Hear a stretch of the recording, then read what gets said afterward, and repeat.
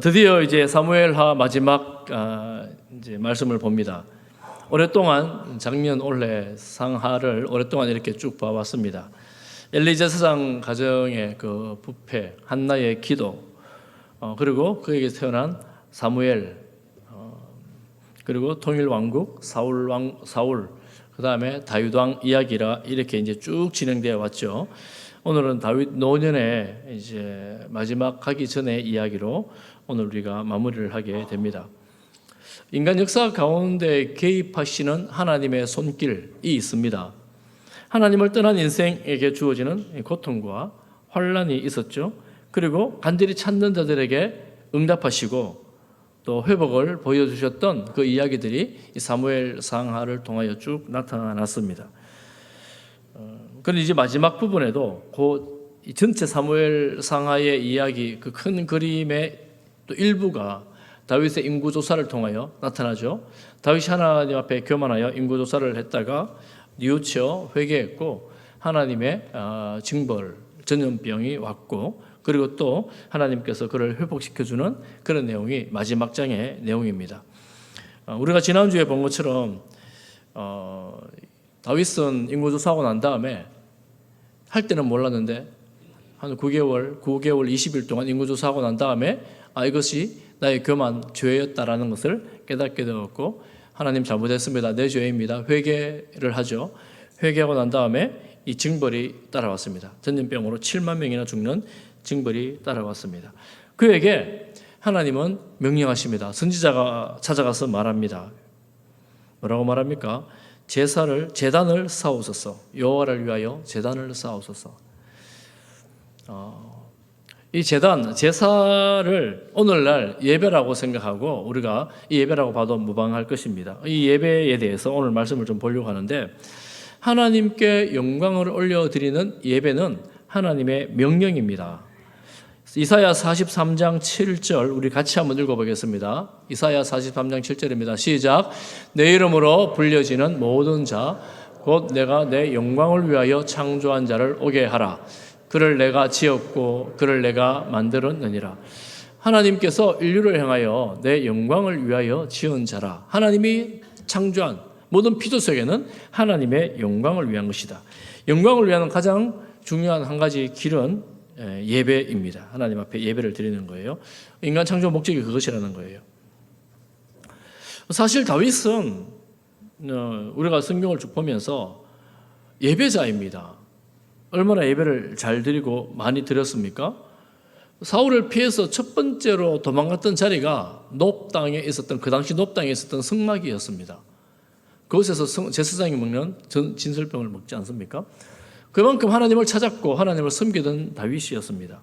그러니 우리가 생각해 볼 수 있습니다. 아마 안식일마다 제사를 드렸을 터이고 또 제사장과 가까이 지냈을 것이며 선지자들의 말도 많이 들었을 것입니다.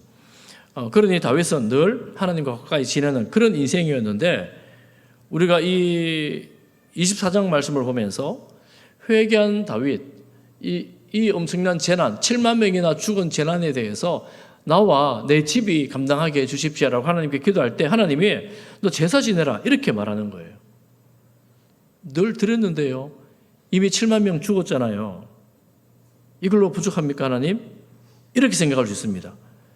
사실은 다윗은 이 인구 조사를 명령할 때 교만함으로 명령을 하잖아요. 자기의 명성과 자기의 능력, 자기의 위엄을 세상에 떨쳐보겠다고 신하의 말이 들리지 않은 그런 정도였습니다.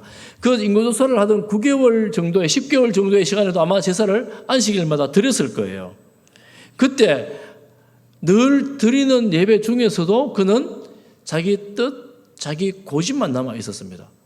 제사를 늘 드리면서도. 그런데 그것이 잘못됐다는 사실을 깨닫고 나서 하나님께 회개할 때 하나님 또 제사를 드리라 이렇게 말씀을 하는 거예요. 아니 늘 드리던 제사였는데요. 우리가 회개, 다윗이 지난주에 회개를 봤잖아요. 회개라는 것을 어떻게 생각해야 되는가를 조금 봐야 됩니다.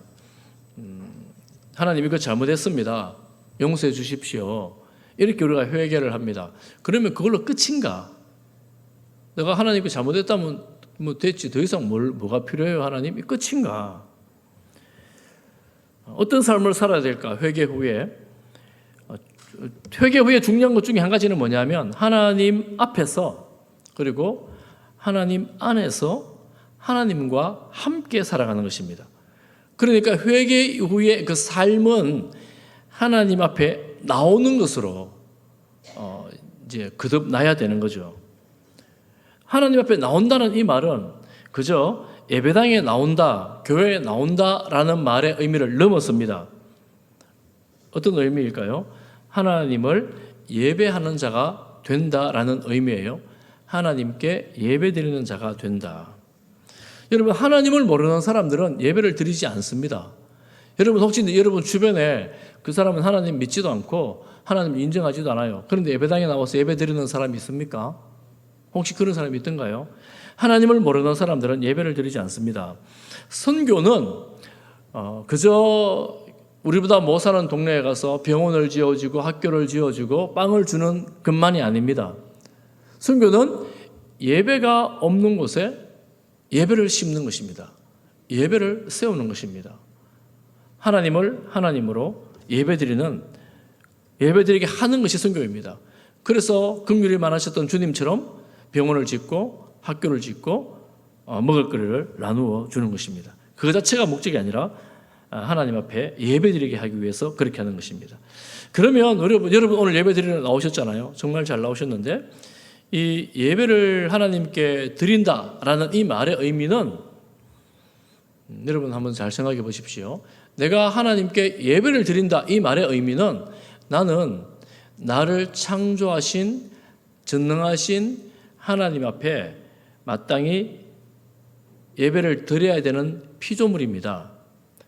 반대로 다른 식으로 말하면 하나님은 마땅히 저의 예배를 받으실 만한 분이십니다. 인정하는 거예요. 여러분 인정하니까 예배 드리러 오셨잖아요. 그리고 고백하는 것입니다. 찬양을 통하여 기도를 통하여 그리고 또 우리가 예배 자리까지 나온 것은 행동하는 것입니다. 예배를 드린다 하는 것은 그렇지 나는 하나님께 예배를 드려야 되는 존재야. 하나님은 나의 예배를 받으시는 분이시야 라는 것을 인정하는 거죠. 하나님을 내 삶의 우선순위에 두고 또 억지로라도 마땅히 드려야 되기 때문에 하나님 앞에 나오는 것입니다. 그런 사람을 성도라고 말할 수 있습니다.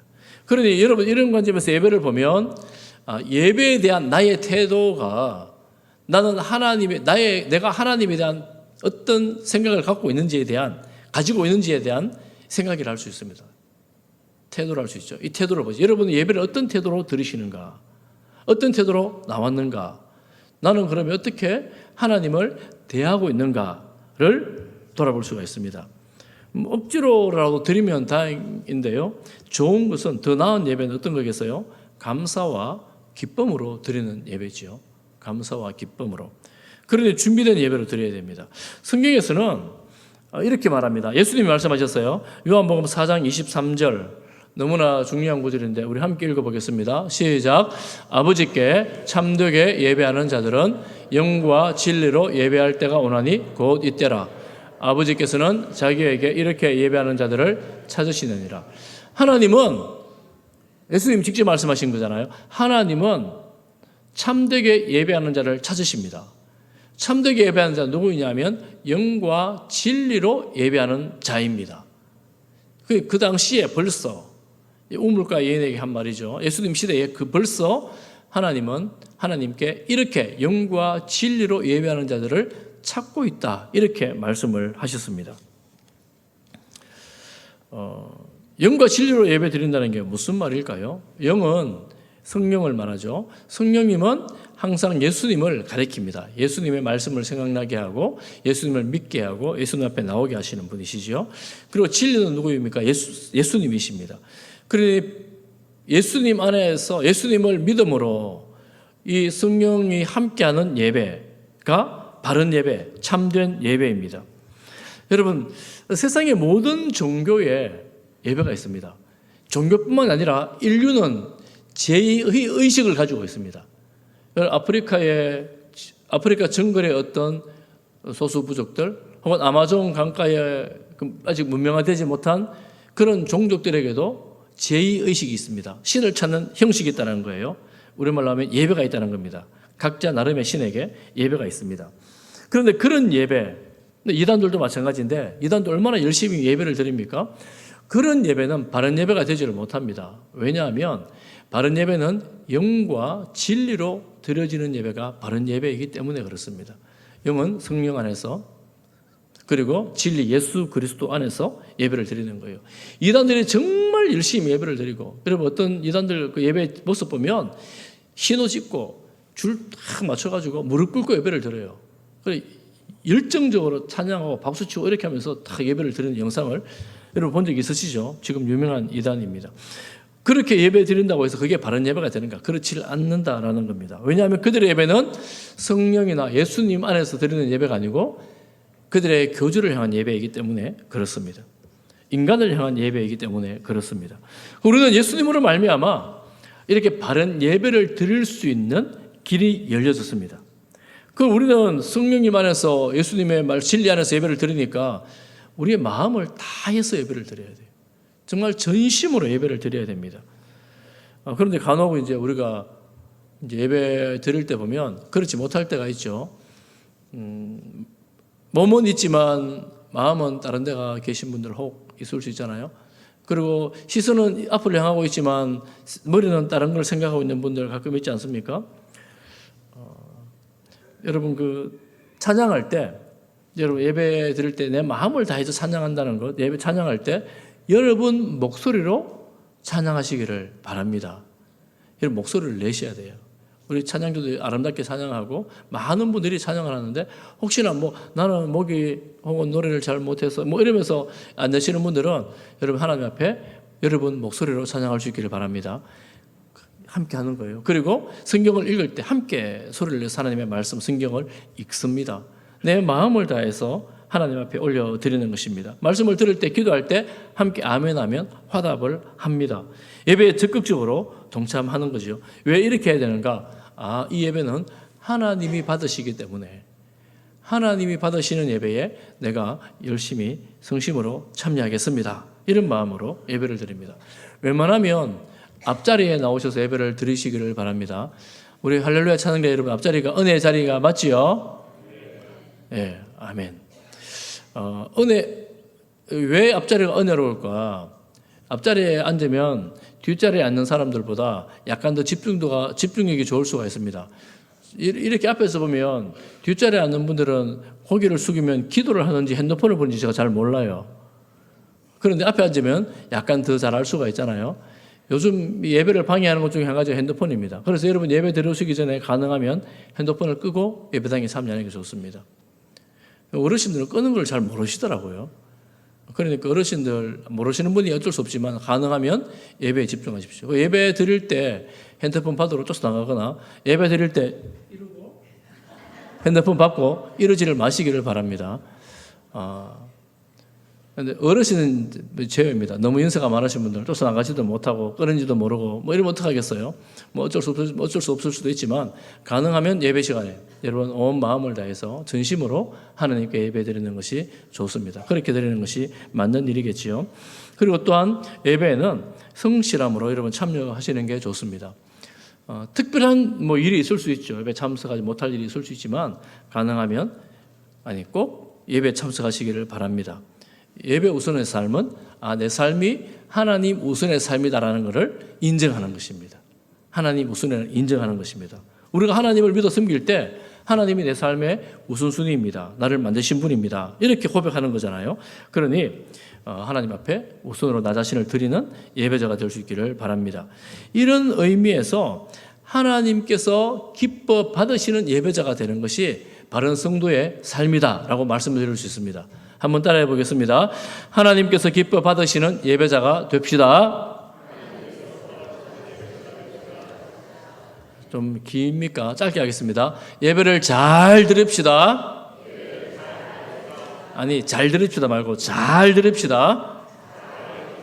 네, 예배를 잘 드리는 거예요. 여러분 마음을 다해서 일주 가서 준비된 예배로, 아니 어제 저녁부터 토요일 저녁부터 준비된 예배로 예배를 드리는 거예요. 그런 예배자 우리 교회 모든 성도님들이 그렇게 되기를 바랍니다. 이렇게 우리가 예배를 이제 생각하면서 다음에 이어지는 내용을 보니까 다윗이 아라우나를 만나는 장면이 나옵니다. 선지자가 아라우나의 타작마당에서 제사를 드리라 그랬거든요. 지금 만약에 하나님께서 다윗에게 제사를 드리라 이랬으면 보통 생각을 했으면 다윗은 맞아, 제사를 드리라 명령하셨으니까 성막으로 가자. 예루살렘에 법궤가 와 있었거든요. 그러니까 법궤가 있는 평소대로의 자리에 가서 제사를 드리자 이렇게 해야 되는데, 선지자는 가장 가까이에 있는 아라우나의 타작마당에서 제사를 드리라 이렇게 명령을 하십니다. 멀리 가지 않는 거예요. 바로 그것으로 즉각적으로 순종을 합니다. 그래서 그거를 올라갑니다. 이 왕과 신하들이 쫙 대열을 지어 이 아라우나의 집으로 올라가니까 이 얼마나 놀라겠습니까? 얼마나 놀라겠어요. 그러니 아라우나가 묻죠. 어쩐 일이십니까? 물으니까 다윗이 말합니다. 이런 마음이에요. 21절에 보면 묻습니다. 이렇게 물어요. 내 주 왕께서 종에게 임하시나이까 하니 다윗이 말합니다. 같이 한번 읽어보겠습니다. 21절 중반절 이하에 다윗이 이르되 시작. 내게서 타작마당을 사서 여호와께 제단을 쌓아 백성에게 내리는 재앙을 그치게 하려 함이라.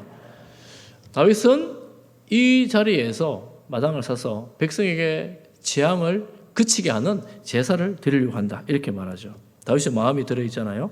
이때 아라우나가 뭐라고 말하느냐 하면 22절, 23절 두 절을 함께 읽겠습니다. 시작. 아라우나가 다윗에게 아뢰되 원하건대 내 주 왕은 좋게 여기시는 대로 취하여 드리소서. 번제에 대하여는 소가 있고 뗄 나무에 대하여는 마당질하는 도구와 소의 멍에가 있나이다. 23절 왕이여 아라우나가 이것을 다 왕께 드리나이다 하고 또 왕께 아뢰되 왕이 하나님 여호와께서 왕을 기쁘게 받으시기를 원하나이다. 아라우나는 자기 이 마당에 있는 소와 이 농기구들을 다 왕에게 드리겠다고 말합니다. 그리고 이거를 자기가 이렇게 헌신하여 드리는데 끝에는 뭐라 그래요? 여호와께서 왕을 기쁘게 받으시기를 원하나이다 이렇게 말합니다. 제사는 자신이 드려지는 건데 하나님께서 왕 당신을 받으시기를 원한다는 거예요. 이런 마음으로 지금 드리겠다고 말하고 있습니다. 놀라운 일이죠. 왜 놀라운 일이냐 하면 이 여부스 사람이라는 것은 이스라엘 사람이 아니라는 얘기입니다. 이방인이에요. 이방인인데 다윗 왕의 통치를 받으면서 다윗 왕이 섬기는 하나님 나도 섬겨야 되겠다 이런 마음을 가지고 살았던 겁니다.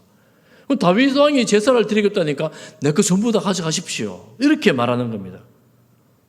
이렇게 자신을 드릴 수 있는 헌신하는 그런 사람이 바로 이 아라우나였습니다.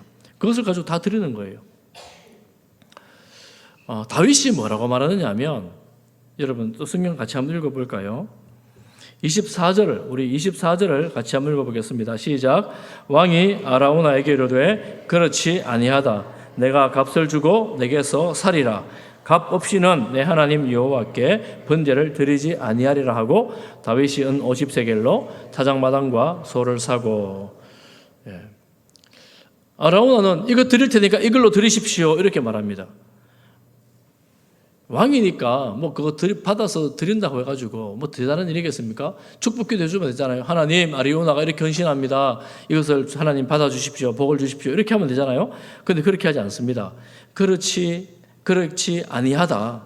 내가 값을 주고 너에게서 살이라 이렇게 말씀합니다. 그리고 사서 그렇게 제사를 드리게 됩니다. 이 구약의 제사를 보면 여러분 아시겠지만 제물을 가지고 드립니다. 소나 약이나 때로는 곡식까지, 때로는 기름까지 이런 제물들을 하나님께 태워드리거나 구워서 드리기도 하고 때로는 기름을 부어서 드리기도 하는 이런 제사들의 종류가 있습니다. 특별히 지금 본문에서는 번제와 화목제를 드리는데 번제와 화목제는 짐승을 태워드리는 제사입니다. 번제는 다 드리는 거고 화목제는 일부를 태워드리는 겁니다. 그러니까 제사를 드리기를 원하는 사람들이 제사를 드리러 나올 때 어떻게든 짐승을 가지고 와야 돼요. 번제를 드리려고 그러면. 그런데 이게 멀리 있는 사람들이 이 제단에 나와서 제사를 드리려면 힘들잖아요. 그러니까 신약 예수님 시대에 어떤 일이 있습니까? 이 돈을 가지고 와가지고 제사를 지낸들 양을 사는 거예요. 이 짐승을 사는 거예요. 이 예수님 시대에 그게 문제가 된 겁니다. 성전 마당에서 성전에서 이 매매를 하는 걸 보고 예수님이 진노하셨습니다. 잘못된 제사라는 거죠. 이렇게 하면 안 된다는 거지요. 그러면 이 번제와 화목제를 드리는 다윗의 마음은 값없이 제사를 드리지 않겠다 하는 것입니다. 그러면 이 제사는 반드시 값을 치르는 것이 되어야 된다라는 거죠. 여러분, 그렇다면 오늘날 우리가 예배를 드린다고 할 때 우리가 치르는 값은 무엇일까요? 무엇이 되어야 될까요? 우리가 헌금 드리잖아요. 헌금. 다들 헌금을 드리니까 헌금이 하나님께 대한 제사에 대한 값인가? 이렇게 혹 생각할 수도 있겠죠. 맞습니다. 하나님께서 우리에게 주신 은혜를 감사함으로 드리면 그것이 나를 드리는 것이 될 수가 있습니다. 그런데 좀 더 근본적으로 생각을 해보면 구약에서 나왔던 이 모든 제사의 제물들 전부 다 예수님의 십자가로 말미암아, 예수님의 십자가 죽으심으로 말미암아, 또한 부활로 말미암아 우리는 더 이상의 제물이 드리지 않아도 되는 신약 시대의 성도가 되었습니다.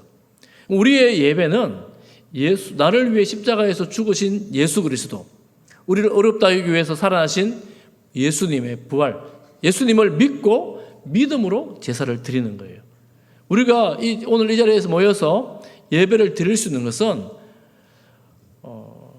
예수 그리스도를 믿는 믿음으로 드리는 것입니다. 그럼 혹시 나는 예수님을 안 믿어라고 하면서 앉아 있으면 이제 엄밀한 의미로 보면 예배가 되지를 못합니다. 하나님께 나가지를 못해요. 예수님의 십자가만이 우리를 하나님 앞에 나갈 수 있는 길이 되기 때문에 그렇습니다. 근본적인 길입니다. 다른 길이 없어요. 그럼 우리는 이미 예수님이 치러주신 생명의 값, 예수님의 생명의 값이 우리를 하나님 앞에 나오게 하는 거예요. 그 당시 제물들을 다 드렸으니까 우리는 예수님 믿고 나오는구나 이렇게 생각하시면 돼요. 예수님의 생명을 주신 그 값은 어떤 짐승으로도 어떤 금괴를 가져와도 바꿀 수가 없습니다. 바꿀 수가 없어요. 그러니까 온전히 생명으로 생명을 대신한 것이기 때문에 바꾸려면 내 자신의 생명밖에 없습니다. 나 자신의 생명밖에 없어요. 그건 내 자신의 생명으로 바꿀 수 있는가? 바꿀 수도 없어요. 우리는 그런 능력도 없습니다. 오직 예수 그리스도의 보혈로만 우리는 예배자가 되어 하나님께 나갈 수가 있게 된 것입니다. 영광스러운 자리에 오게 된 거예요. 예수님 십자가가 우리를 구원하셨기 때문에 우리는 구원하신 주님으로 말미암아 예배를 드리게 되었습니다.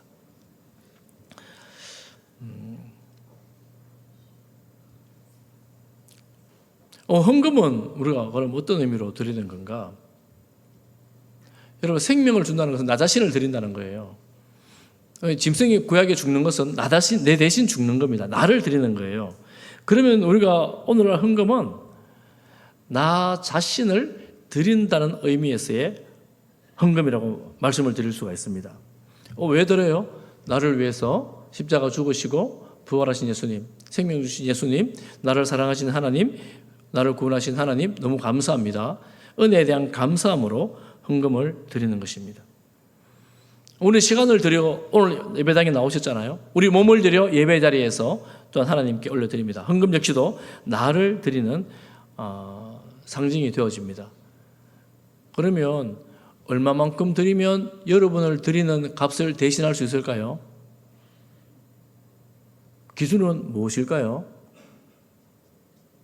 이게 애매하죠. 이 신약에는 생명을 드리는 거예요. 짐승을 드리지 않으니까 나를 드리는 거예요. 구약을 보면 그 기준들이 쭉쭉쭉 나옵니다. 그래 이렇게 해라. 11조는 어쩌면 그런 면에 있어서 우리가 하나님 앞에 드림으로 나를 드리는 어떤 표시가 되고 상징이 되어집니다. 그래서 우리가 하나님 앞에 헌금을 드리면서 예배를 드리는 거예요. 나를 드리는 것입니다. 하나님, 이것은 나를 드리는 것입니다. 이런 마음으로 하나님께 드리는 것입니다.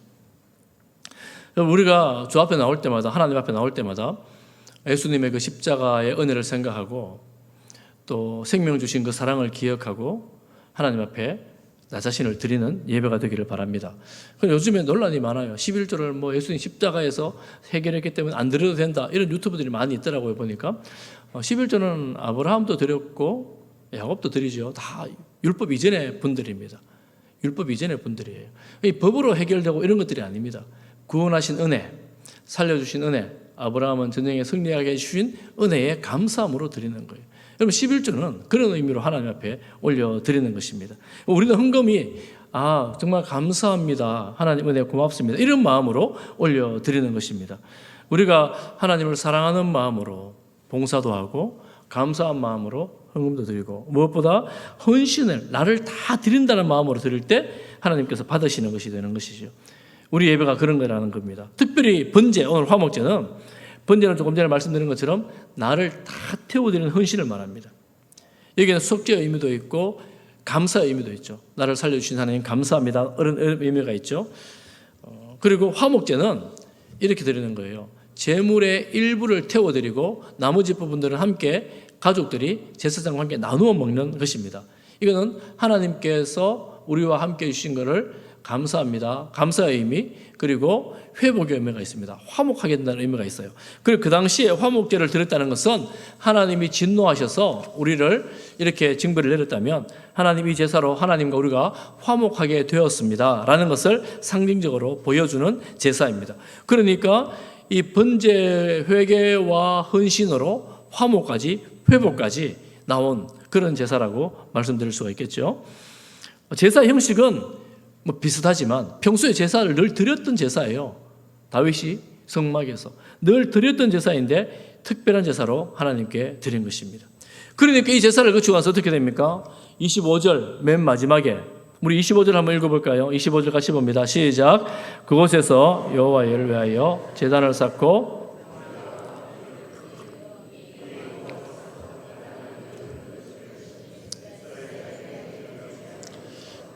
그 땅에 재앙이 거쳤는데 이런 제배를 드린 다음에 재앙이 거치게 되었다. 어떻게 해요? 하나님께서 다윗의 기도를 들으셨다, 이렇게 말합니다.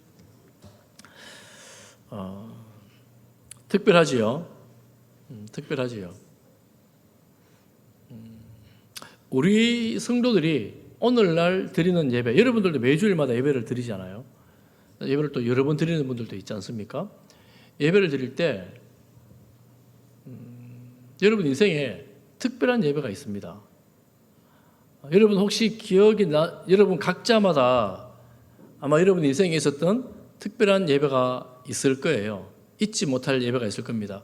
어느 순간 어느 장소에서 하나님이 나를 만나 주셨고 또 내 인생의 문제를 해결해 주셨고 혹은 내 인생의 방향을 가르쳐 주셨던 그런 예배가 있을 겁니다. 혹시 기억나십니까? 하나님 앞에서 울며 통곡하면서 감사하며 기도했던 예배, 함께 찬양했던 그런 예배가 있을 것입니다. 그전에는 두려움과 걱정과 염려로 가득했는데 그렇게 예배 가운데 하나님을 만나고 말씀 가운데 기도 가운데 찬양 가운데 하나님을 만나면서 걱정과 두려움이 기쁨과 평안함으로 변하는 거예요. 내가 좌지우지 무엇을 해야 될지 어떻게 살아야 될지 몰랐는데 그 예배 후에 나는 이렇게 살아야겠다는 인생의 방향이 생겨나는 거예요. 그리고 예배를 드렸는데 이 몸이 아픈 부분들이 치유가 되는 거예요. 때로는 범죄했을지라도 하나님의 그 사랑 안에서 감격하며 감사하며 용서의 기쁨, 하나님 품에 안겼던 그런 은혜의 예배가 여러분 삶에 아마 저는 여러분 삶에 한두 번 있지 않았을까 생각을 합니다. 예수님을 믿고 하나님 앞에 예배 드리는 것은 일상의 우리 예배도 있지만 이 중요한 예배예요. 있지만 특별히 하나님을 만나는 특별한 그런 예배들이 있습니다. 여러분 혹시 여러분 경험하지 못했다면 사모하는 마음으로 주님을 경험할 수 있기를 축복합니다. 하나님 우리를 사랑하십니다. 하나님 우리를 사랑하시고 만나주시고 평안을 주시고 또한 사랑한다고 여러분에게 꼭 알려주시기를 원하십니다. 여러분 그런 하나님을 예배 가운데, 찬양 가운데에, 기도 가운데에, 말씀 가운데에 만나는 거죠. 여러분 다윗이 이렇게 제사를 드렸던 이 자리는 나중에 솔로몬이 성전을 지을 때 성전터가 됩니다. 역대하 3장 1절을 함께 읽어보겠습니다. 시작. 솔로몬이 예루살렘에 모리아산에 여호와의 전 건축하기를 시작하니 그곳은 전에 여호와께서 그의 아버지 다윗에게 나타나신 곳이요 여부수 사람 오르난의 타작마당 다윗이 정한 곳이라. 솔로몬이 성전을 짓게 되잖아요. 솔로몬이 성전을 지을 때 그 땅이 어디냐면 이 땅이었다는 겁니다. 이 땅. 우리 아버지 다윗이 하나님의 사람을 만나서 제사를 드렸던 자리, 오르난이라고 나오는데 오늘 본문에는 아라우나라고 나오죠. 같은 사람을 말합니다. 여러분 1절에 모리아산이라고 말하죠. 이 자리가 어디였다고요? 모리아산이래요. 모리아산에서 무슨 일이 있었습니까? 여러분 모리아산에서 무슨 일이 있었습니까? 네, 아브라함이 아들을 드리죠. 그러니 여러분 이 성전의 터는 아주 특별한 의미가 있는 그런 장소입니다. 아주 특별한 장소예요.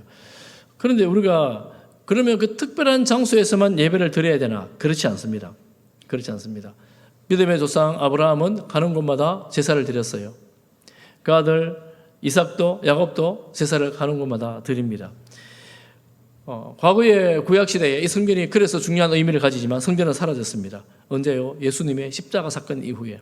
그럼 우리가 영과 진리로 이 장소 저 장소가 중요한 게 아니라 어느 장소에든지 예수 그리스도 이름을 부르며 성령 안에서 예배드릴 때에 그 예배가 하나님이 임재하시는, 하나님 받으시는 예배가 되는 것입니다. 그런 의미에서 여러분 직장에서, 가정에서 혹은 야외에서 하나님을 사모하며 하나님을 찬양하며 하나님 앞에 이름을 부를 때 그것이 여러분 성전이 돼요. 하나님을 만나는 자리가 되어집니다. 그런데 제가 이런 말씀을 드릴 때마다 그러면 교회 안 가고 집에서만 예배 드리면 되겠네 이런 분들이 혹 있어가지고 약간 우려가 되는데 여러분 이 구약의 안식일이 나오고 신약의 주일이 나오잖아요. 이 정한 시간에 드리는 예배 이게 여러분 정말 중요하거든요.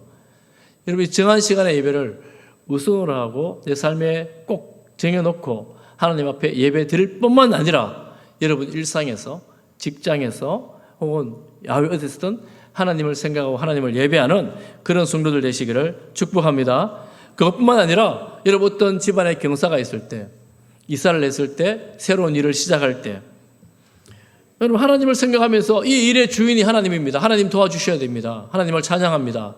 이사 갔을 때 하나님 이 집의 주인은 하나님이십니다. 하나님 우리와 함께 해주십시오. 이곳에서 하나님을 예배하겠습니다. 이러면서 예배를 드리는 거예요. 여러분 예배를 드리는 거예요. 어떤 사람들은 이런 예배가 필요 없다고 생각하는 사람도 있지만 저는 이런 예배가 너무나 중요하다고 생각합니다. 어디서든지 무엇을 하든지 하나님과 함께 하나님을 예배함으로 살아가는 것입니다. 여러분 이런 예배자가 될 수 있기를 바랍니다. 축복합니다. 이제 결론을 내려야 될 텐데 여러분 제사가 무너졌던 시대 엘리 제사장의 아들들이 제사를 회방하고 제사로 여기지 않고 하나님을 하나님으로 여기지 않던 그 시대에 그렇게 시작한 사무엘서가 마지막에는 하나님께 바르는 예배로 마무리가 되어집니다. 한나의 간절한 기도, 아들을 달라는 간절한 기도에 사무엘을 주심으로 응답하신 하나님, 재앙 가운데에 회개하며 기도하는 다윗에게 응답하심으로 예배를 통하여 회복시킨 이야기로 사무엘서가 이렇게 앞뒤가 마무리가 됩니다. 오늘날 우리의 예배는 오직 예수 그리스도를 믿음으로 십자가와 부활로 말미암아 영과 진리로 하나님 앞에 나아가 예배를 드립니다. 우리가 평생토록 여러분 이런 예배자로 살아갈 수 있기를 축복합니다. 주님을 사모함으로 살아갈 수 있기를 바랍니다. 특별한 예배, 여러분 이 특별한 예배는 인생이 많지 않습니다. 많은 경험을 많이 드리지 않지만 여러분 그런 예배를 생각하면서 바라면서 우리가 예배를 드리는 거예요. 여러분 다윗이 오늘 이렇게 살았고 살면서 인생을 마무리하는데 다윗이 완전하지 않았잖아요. 존경을 받는 왕이었고 이스라엘 모든 열왕의 기준이 되었지만 완전하지 않았습니다. 그렇지만 겸손히 하나님을 찾았고 겸손히 하나님께 예배를 드립니다. 우리가 완전하지 않습니다. 부족함이 많고 연약함이 많이 있습니다. 그렇지만 겸손히 하나님을 찾고 겸손히 하나님께 예배를 드립니다. 우리 마음 가운데, 우리 생각 가운데에 하나님께서 그런 은혜를 부어주시기를 간절히 바랍니다. 그리고 제가 마지막으로 한 가지만 말씀을 드리고 마칠 텐데, 여러분 꼭 기억하셔야 될 게 있습니다. 예배에 대해서라면 꼭 기억하셔야 될 게 있는데, 그것이 뭐냐면 가장 완전한 예배, 어떤 것에 방해도 받지 않는 예배, 하나님의 영광이 영광으로 빛나는 예배가 있습니다. 언제 드리는 예배일까요? 어디서 드리는 예배일까요? 하나님의 나라에서, 하나님의 집에서 하나님께 올려드리는 천상의 예배입니다. 하나님 우리를 다 언젠가 불러가실 텐데, 불러가서 마지막 날 하나님의 어무하신 임재 앞에서 우리가 예수님의 어린 양 예수 그리스도를 바라보면서 성령 안에서 하나님을 찬양하게 될 것입니다. 그곳에서는 이 땅에서 흘렸던 고통, 아픔, 슬픔 때문에 흘렸던 그 눈물이 없는 것입니다. 만약 눈물이 흘린다면 기쁨과 감사와 감격의 눈물만 있을 것입니다. 몸이 너무너무 아팠다면 완전히 치유된 모습으로, 완전히 새로운 모습으로 감사와 기쁨으로 위로 가운데에 하나님을 예배하게 될 것입니다. 그리고 또 한 가지는 여러분 먼저 가셨던 여러분 부모님들, 믿음으로 사셨던 우리 형제들, 그분들 함께 만나서 하나님 앞에서 예배를 드리게 될 것입니다. 여러분 그날을 사모하면서